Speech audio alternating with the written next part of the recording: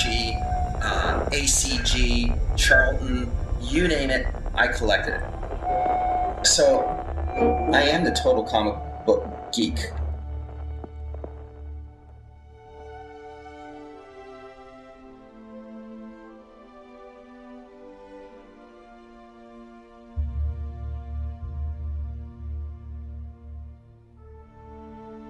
I'm a fanboy.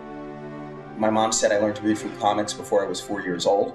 By the time I graduated high school, I had over 30,000 comic books, dating back to 1936.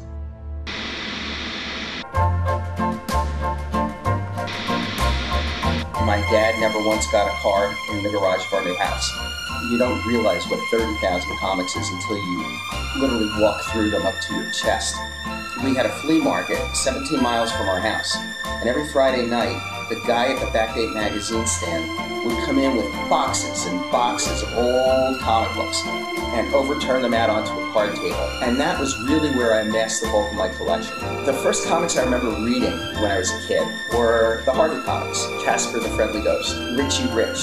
For those of you too young to know who Richie Rich is, he's Donald Trump in short pants. By the time I was 5 years old, I was really into Superman. He was on TV, The Adventures of Superman with George Reeves. It was when I was 8 that I first turned to Batman.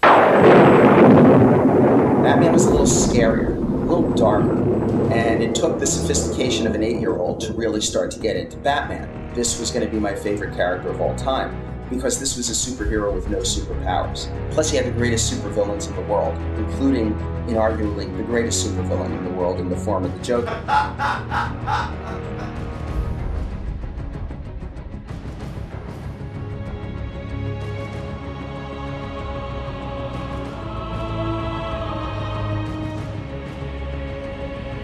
When I came to your home, I came across this piece. I knew exactly what it was. I'd heard the legends. This all took place around Memorial Weekend 1980. I'm getting on a bus in New York City to head back home. And I bought the afternoon paper, which was the New York Post. And I go right to the movie section, of course. And there are two big movies opening that weekend, The Empire Strikes Back and a horror film called The Shining. And as I open the Post, I see for the first time ever this picture of Jack Nicholson. And I'm looking at this face and I go, oh my God, this is the Joker. This is what I've been trying to explain to everyone in Hollywood the Joker has to be. So I tore the picture out. I got home, I ran to my desk, and I whited out Jack's face. And then I took a red pen and I did Jack's lips. And then I took a magic marker, I did his hair, and I said, yes. Next day, after the holidays were over, I showed it to my partner, Ben Melniker. I said, Ben, I said, look, and immediately, one look at it, he totally got it. Now, Ben's never read a comic book in his life up to this point, but this he understood. And so from there, every single person that got involved in the process of the Batman movie, I showed this thing to. I said, this is why Nicholson's got to play the Joker. No one else can do it. And of course, I'm a comic book collector, so I never throw out anything. So I always kept this in the files. Whoever became involved, this was something I showed to everybody. The day they called me to say that Nicholson had been signed was, at that point, probably the greatest day of my career. I was on cloud 9. And about 10 days later, I got the call from one of the execs at the studio saying, so what do you think of Tim's new idea? I go, what's that? He says, Michael Keaton to play Batman.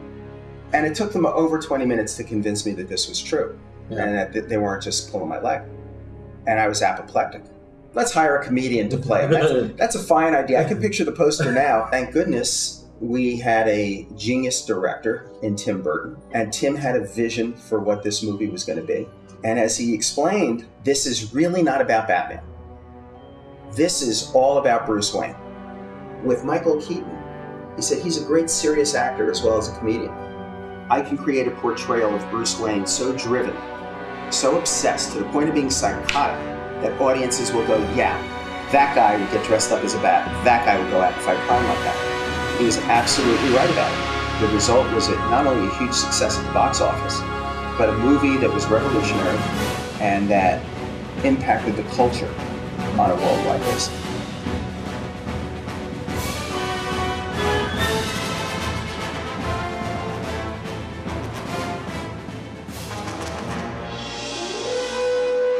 This is a daily strip drawn by Batman's creator, one of his creators, Bob Kane.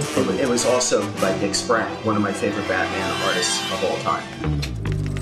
In 1964, something really unique happened. Me and my friend Bobby Klein, we began to subscribe to the early fanzines like the Rocket's Blast Comic Collector, On the Drawing Board, The Comic Reader, Alter Ego. And through those fanzines, we began to communicate with other fans. Because before the internet, it was the most isolated hobby in the world. You just didn't know if there was anyone else out there like you. A couple of guys, Bernie Bubness and I think David Kaler, were going to put together a convention of fans where we would finally all get to meet face to face, or more accurately, pimple to pimple. 200 of us showed up at the first Comic-Con. We go to check in, and it was a Fleabag hotel. We had to step over a drunk in the hallway in order to check in that morning. And as Bobby and I, it must have been like 9:30, 10 o'clock in the morning, as we were walking through the hallway, sitting in the bar having drinks, were one of our mentors, one of the first guys we ever interviewed who was a pro in the business, Otto Binder. We waved to him and he said, Mike, Bobby, come on in, boys. So two 13-year-old boys come into this sketchy bar at like 9:30 in the morning, and we sit in a bar with Otto and another man. And then he turns to us and says, boys, how'd you like to meet the creator of Batman? And we said, yeah. And he turned to the guy sitting next to us. He says, fellas, meet Bill Finger. Can you imagine? Like, oh my God. I knew Bob Kane. I never met with Dick Sprang. He was one of the few Batman artists I never did meet. But Sprang always had something special to me.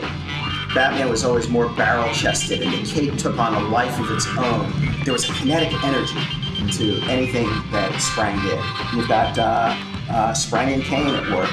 And I understand, I've been told that this from 1946 is one of the earliest extant Batman comic strip original art pages that are out there.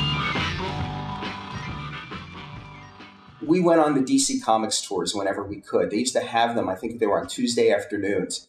And that's where I would get to meet the artists, the writers, editors like Julie Schwartz. And at the end of the tour, they would give out free original artwork. And they would take the big pages of art, and they were bigger back then, and put them on a paper cutter and cut them up into tiers of 3 and pass out the tiers.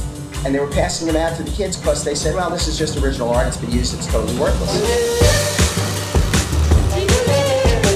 We finally bugged those guys enough. Saul Harrison, who was vice president of production at the time, finally couldn't stand our annoyances anymore and just started giving us full pages of art.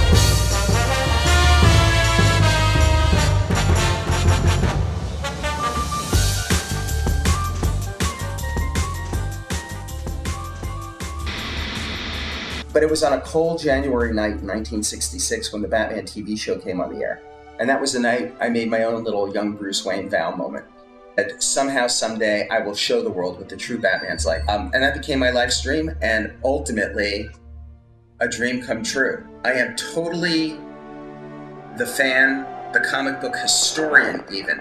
That kind of takes me into this collection, which I've been collecting since I was a kid. Now it's time to share this, and I'm very excited about it.